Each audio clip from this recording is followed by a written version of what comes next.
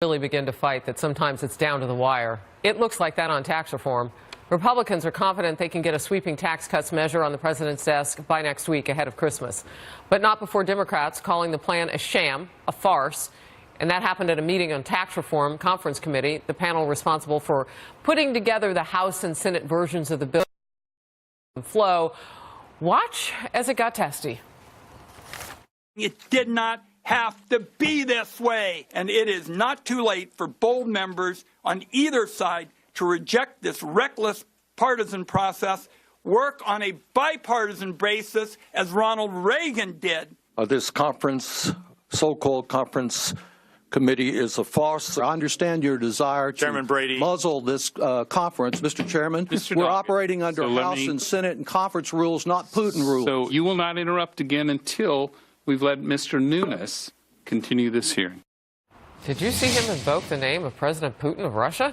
Joining us now, two lawmakers from opposite sides of the political aisle who were at yesterday's fiery meeting, Republican Congresswoman Kristi Noem of South Dakota and Democratic Senator Tom Carper of Delaware, who also sits on the Senate's Chief Tax Writing Commission. So, Senator Carper, I'm going to start with you because I've seen you in these things, and usually you're kind of a calm guy. Even you were letting things get heated yesterday. What was going on?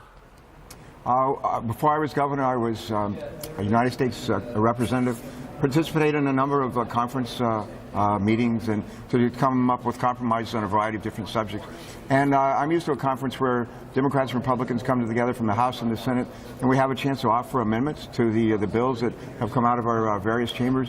And we had no such chance to do it. We had a 3-minute opening statement and a 3-minute questioning of an expert witness, but no opportunity to offer amendments, which is just strange. It's foreign to me. I've never seen that before. You know, Representative Noem, this was the first time the public got to see kind of what you guys have been working on in conference committee. And so I guess the big question now is, you guys have the votes on the House side. What do you want to say to Democrats across the aisle? Well, everybody's been able to see what we're working on because the House passed our bill quite a while ago. The Senate passed their bill. That's what we do in conference committee, is look at those two bills and together and find agreement so that we can have a conference report that we'll vote on next week that's good for the American people. I guess what I would tell the American people is do your research, do your homework, use the facts. So much of the rhetoric and the fake news that we're hearing every single day about this bill is simply not true. Every thought going into the drafting of this bill, the 12 formal hearings we had in Ways and Means that were bipartisan, we focused on helping low and middle income Americans and building a stronger future for this country. Senator Carper, there's criticism against Democrats that you guys didn't try to sit at the table when you could have. And look, if you look no further than the actual visual example of Schumer and Pelosi not sitting with the president, they finally did after a second invitation, but walking away from talking about a spending bill. I mean, how do you sell that to your voters? How do you say, yeah, I'm willing to work bipartisan, but we have leadership that might not sit down? A couple of weeks ago, when Chuck Schumer and Nancy Pelosi elected not to go meet with the president, he had put out a tweet that morning that pretty much said they were going to be used as potted plants.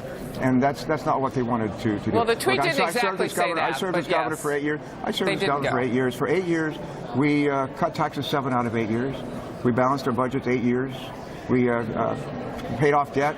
We ended up with AAA credit ratings for the first time in state history. I know a little bit about how to cut taxes, and the way to do it is to work together and to do it as a team. And the idea that pretty much this bill was in the Senate, drafted by our Republican friends in private. I'm not sure how it worked in the House with Kristi and her colleagues, but that's not the way to get things done. Well, there's a number of things we agreed on. We'd like to lower the corporate rate. We'd like to double the standard deduction. We'd like to increase the child rate. There's a number of things we could agree on. But the best way to do it is the old African-American proverb that says, if you want to go fast, go alone. If you want to go far, travel together. We just should have traveled together. I think we missed a great opportunity. Real quickly, I want Representative Noem, if you can, to this. You guys are standing next to each other. We have two things. We have bicameral right there, and we also have bipartisan. If you guys can talk to each other for just a second, I want to hear what you have to say to the other political party. Congresswoman?